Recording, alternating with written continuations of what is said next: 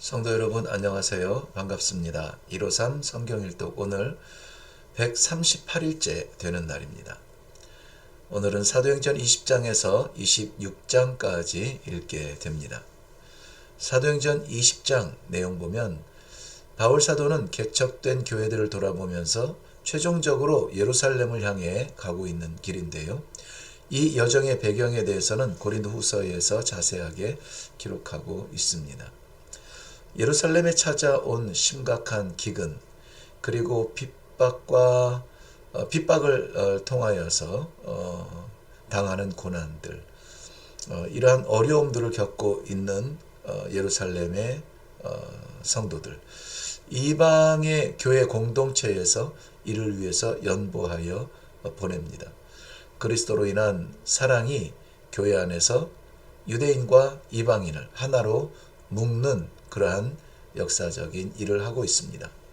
17절부터는 사도 바울은 밀레도에서 가이사랴로 가던 중에 에베소 교회의 장로들을 청합니다.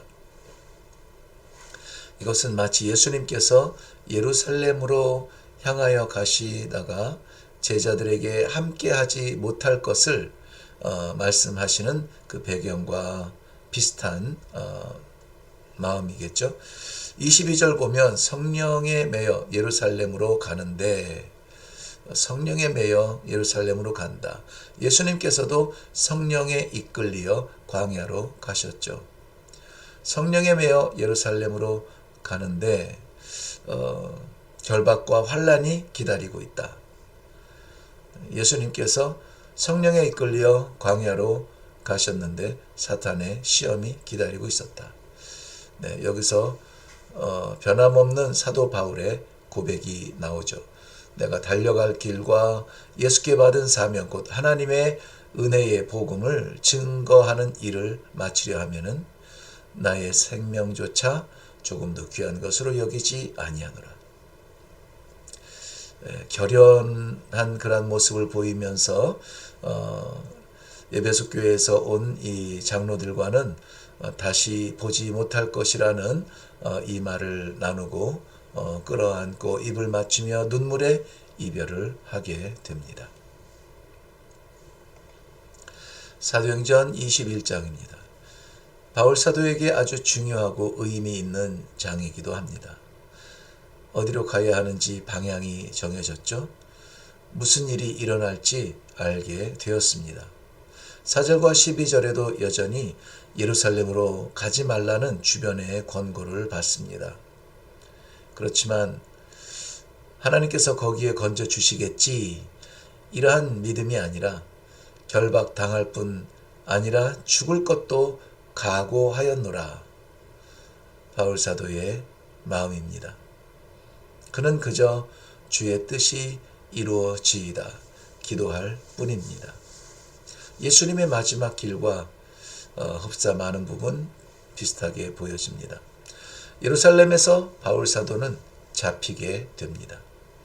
죄명 28절에 보면 바울 사도가 다니며 전하는 복음과 특히 헬라인을 성전에 들어가서 이 거룩한 곳을 더럽혔다는 것이었습니다.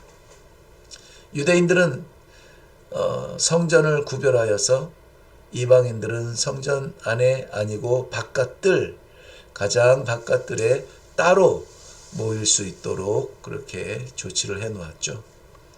그리스도의 십자가로 인하여서 이방인과 유대인의 벽이 무너졌음을 받아들이지 못하는 유대인들에게는 더럽혀진 거룩일 수도 있겠습니다. 사도행전 22장입니다.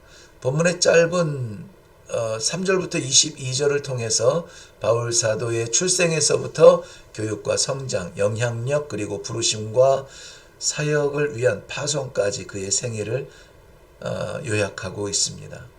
그러나 그를 택하신 하나님의 복음을 이방인에게로 전하기 위해 보내졌다는 말에 유대인들은 귀를 막고 소동을 벌입니다.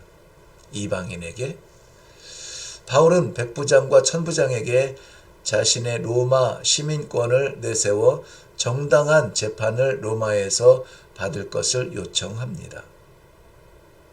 드러나지 않았던 로마행의 도상에 올라서는 장면입니다.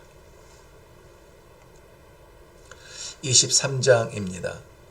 로마 시민임이 드러난 바울 사도에 대한 죄의 진상을 알기 위해 천부장은 공회를 소집하고 바울을 세웁니다.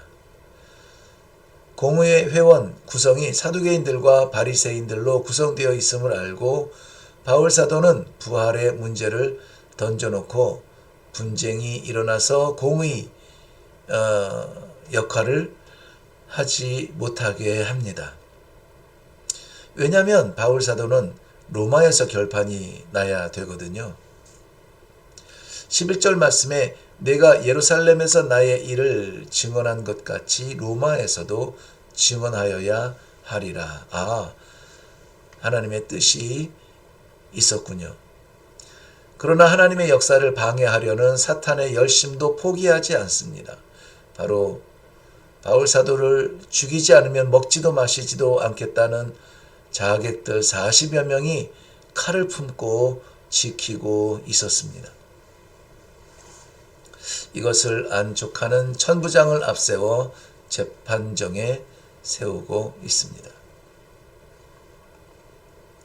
사도행전 24장입니다. 가이사랴에서 약 2년 동안 수감되면서 벨릭스, 베스도, 아그리빠, 로마에 파견된 왕들, 지도자들이죠. 그들 앞에서 증언하게 됩니다. 하나님의 역사와 진리가 나타날 때마다 사단은 거짓의 왕답게 온갖 거짓으로 주님의 증거를 무너뜨리려고 애를 씁니다. 바울은 거리낄 것이 없으므로 담대하게 모든 공격에 대하여 자신을 방어합니다. 벨릭스는 바울 사도의 말을 들어서 두려움이 생기지만 결코 회개하지는 않습니다. 벨릭스는 관망자가 아니라 그 역시도 바울 사도를 통한 복음의 기회를 갖게 되지만 이것이 혜택이 되도록 결단하지 못하는 안타까움의 교훈이 됩니다. 벨릭스와 같은 사람들 많이 있죠. 말씀에 도전이 되면서도 말씀의 길을 걷는 결단을 하지 못하는 주변 인물들이 너무나 많은 시대가 아닌가 생각이 되어집니다.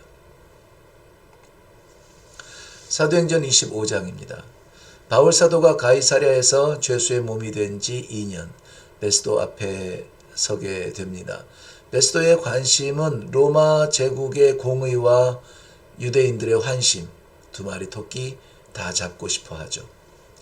바울 사도는 부당하게 갇힌 것을 주장하며 로마 시민권을 앞세워서 가이사 앞에 서서 정당한 최고의 재판에 서겠다고 말합니다. 베스도는 이러한 부당함도 알거니와 유대인들의 환심도 사야 하는 이중적 고민에 빠지게 되죠. 마침 방문한 아그리빠 왕과 버니게와 함께 바울의 항변을 들을 기회를 갖습니다. 사도행전 26장입니다. 바울은 아그리빠로부터 얻은 변명의 기회에서 자신의 체험적 사실을 고백하고 있습니다. 바울은 이방을 위한 복음을 증거하는 자신의 사도적 정체성을 진술한 후에 놀랍게도 아그리빠를 향하여서 그리스도를 영접하는 결단을 촉구합니다. 세월의 흐름에 따라 더욱 소중해지는 그리스도를 향한 충성, 사랑, 아그리빠뿐 아니라 법정 안에 있는 모든 사람들에게도 깊은 감동을 줍니다. 바울 사도는 자신의 두 가지 사역적인 정체성을 고백합니다. 즉 종이며 증인인 것입니다. 바로 우리의 정체성과 같은 것이죠. 충성의 종, 그리고 복음의 생명의 증인이야말로 이 시대 성도의 다른 이름이 아닐까요? 네, 일회교회는 이런 종과 이런 복음의 사명자들로 채워지기를 원합니다. 153 성경 읽기 이제 며칠 남지 않았습니다. 마지막까지 충성을 다하시기를 바라고요.